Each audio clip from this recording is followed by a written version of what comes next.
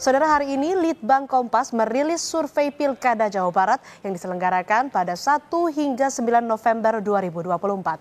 Pilkada Jawa Barat diikuti oleh 4 pasangan calon, yakni paslon nomor urut 1 Acep Adang Ruhyat dan Gitalis Dwi Natarina. Kemudian paslon nomor urut 2 JJ Wiradinata berpasangan dengan Ronald Surapraja. Kemudian paslon nomor urut 3 Ahmad Syaiqo dan Ilham Akbar Habibi. Serta paslon nomor urut 4 Deddy Mulyadi yang berpasangan dengan Erwan Setiawan.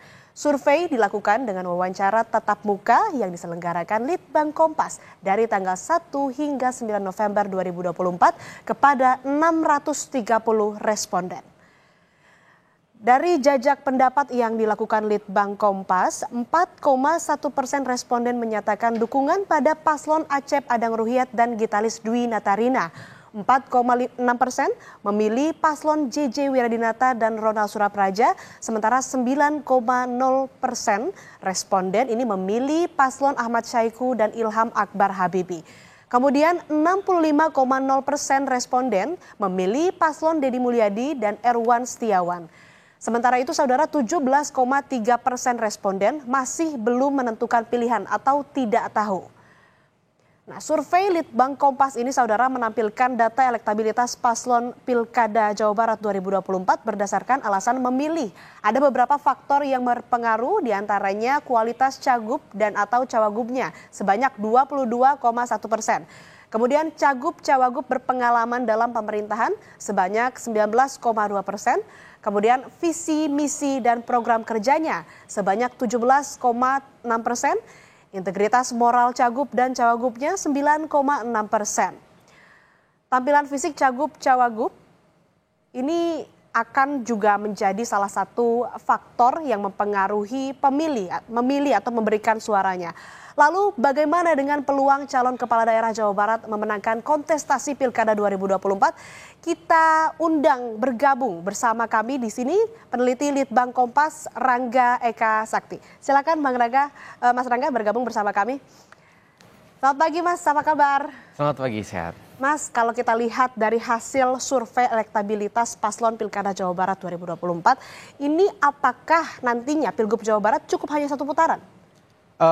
Dari hasil kita terakhir ini ya Mbak, jadi memang pilihan masyarakat Jawa Barat ini nampak sudah mulai mengerucut ya ke salah satu paslon. Agaknya agak sulit untuk membayangkan dari paslon-paslon lain untuk bisa mengejar elektabilitas dari paslon nomor 4 di 65%. Artinya dengan waktu yang sudah semakin mepet dengan hari pencoblosan, dengan hasil survei yang sudah diperoleh juga, artinya memang ya kemungkinan besar satu putaran begitu, tidak langsung. Nah, lalu selanjutnya apa yang membuat publik memilih? Apa saja yang dipertimbangkan? Tadi ya dari hasil kita memang kualitas dari cagup-cawagup itu menjadi alasan atau faktor yang paling banyak mendorong pilihan dari masyarakat. Namun selain itu ada juga faktor terkait dengan pengalaman dari cagup-cawagupnya sebelumnya menjabat sebagai apa atau punya pengalaman di mana begitu. Dan yang terakhir di nomor 3 itu ada visi dan misi. Itu juga ternyata dipertimbangkan juga oleh masyarakat Jawa Barat, Mbak. Oke, itu pertimbangan-pertimbangan utama yang jadi pertimbangan para pemilih Jawa Barat. Kalau kita lihat data ini Mas Rangga, 4,1%, 4,6%, 9,0%. Lalu ini cukup timpang, 65%. Ini kalau kita bandingkan atau merujuk dengan Pilkada Jawa Barat, Pilgub Jawa Barat di pemilihan sebelum-sebelumnya, ini tidak pernah terjadi, bukan begitu? Iya, Mas Rangga? Betul Mbak. Kalau kita merujuk ke yang terakhir saja ya, 2018 memang kontestasinya jauh lebih ketat begitu.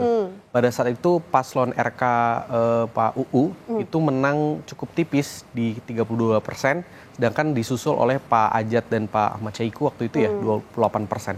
Nah, di sini memang kita melihat ada tren yang cukup drastis begitu ya, di mana ada satu paslon yang mendapatkan tingkat elektabilitas yang sangat tinggi begitu Mbak. Ya ini perbedaan atau selisih dari elektabilitas masing-masing paslon juga cukup tinggi. Ini apakah faktornya karena potensi dari salah satu atau masing-masing paslon begitu, karena mungkin pasangan Deddy Mulyadi, Erwan Setiawan, Deddy ini lebih dikenal oleh publik atau apa faktornya? Itu faktornya ada beberapa ya Mbak ya. Faktor pertama bisa jadi ya sosok tadi Pak Deddy dan Pak Erwan ini relatif lebih dikenal oleh publik ya. Dia lebih populer, lebih disukai juga dan segala macam. Yang kedua juga perlu dicatat juga bahwa modal dukungan politik dari Pak Deddy Mulyadi dan Erwan Setiawan ini relatif lebih besar dibandingkan dengan paslon-paslon lain. Kita tahu Pak Deddy Mulyadi dan Erwan Setiawan ini didukung oleh koalisi Kim, isinya ada 9 partai di sana, dan 2 dari 9 partai itu Golkar dan Gerindra ya punya kursi yang relatif besar begitu. Capaiannya kemarin di pemilu 2024 begitu.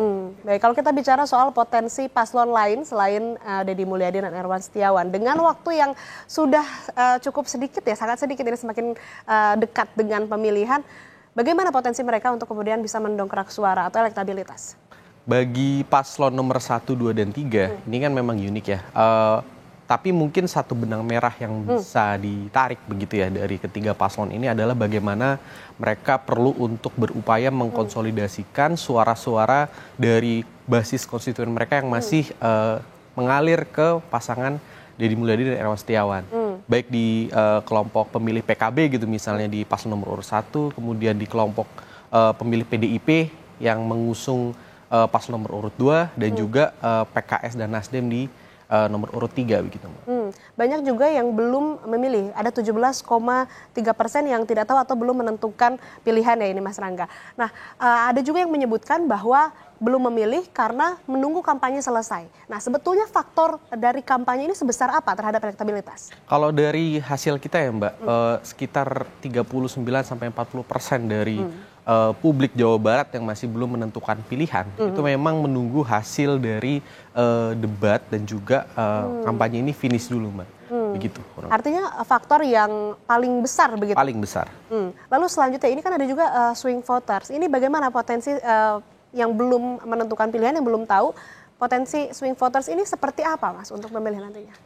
Pertama dari segi jumlah, sebetulnya kita belum bisa bilang bahwa itu jumlah yang relatif besar ya. Karena kalau kita coba cross ke mungkin rata-rata orang yang pada akhirnya tidak memilih begitu dari DPT ya, yang golput atau tidak sempat memilih, itu kurang lebih ya sekitar segitulah. Jadi itu mungkin bisa jadi gambaran mereka-mereka atau masyarakat yang mungkin pada akhirnya tidak memilih gitu di pemilu. Jadi mungkin, dan juga apabila itu didistribusi secara merata begitu ya ke 4 paslon, saya rasa sih akan agak sulit kemudian undecided voters itu bisa merubah peta konstelasi politik yang sekarang sudah terbentuk.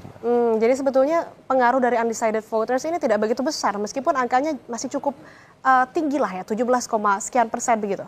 Ya. Lalu ini kan masih ada swing voters, kemudian juga masih sudah ada beberapa yang menentukan atau menjawab begitu ya. Dari yang sudah memberikan respon atau memberikan suara begitu, ingin memilih siapa dan lain-lain. Ini apakah mereka sudah menetapkan atau seyakin itu terhadap paslon, masing-masing paslon yang dipilihnya, atau seperti apa Mas? Ya, dari hasil kita memang terutama di pemilihan-pemilihan yang jarak elektabilitasnya itu sudah sangat jauh begitu ya. Itu memang kecenderungan ada tren pilihan masyarakat itu sudah relatif lebih firm begitu ya, sudah lebih mapan begitu. Dari hasil kita itu strong voters atau orang-orang yang sudah memastikan pilihannya itu udah di atas 60%, artinya sudah relatif stabil. Jadi angka elektabilitas dari hasil survei Litbang Kompas terhadap Pilgub Jawa Barat ini sudah firm ya pemilihnya, yang ataupun juga responden yang yang terlibat dalam survei Litbang Kompas begitu ya Mas. Terakhir mungkin ini bagi paslon lain yang di bawah dari pasangan Deddy Mulyadi Erwan Setiawan, ini yang kalau kita lihat cukup timpang ya, dari 4% sampai dengan 9%. Apa yang kemudian faktor yang bisa mendorong elektabilitas mereka dalam waktu yang cukup sempit ini?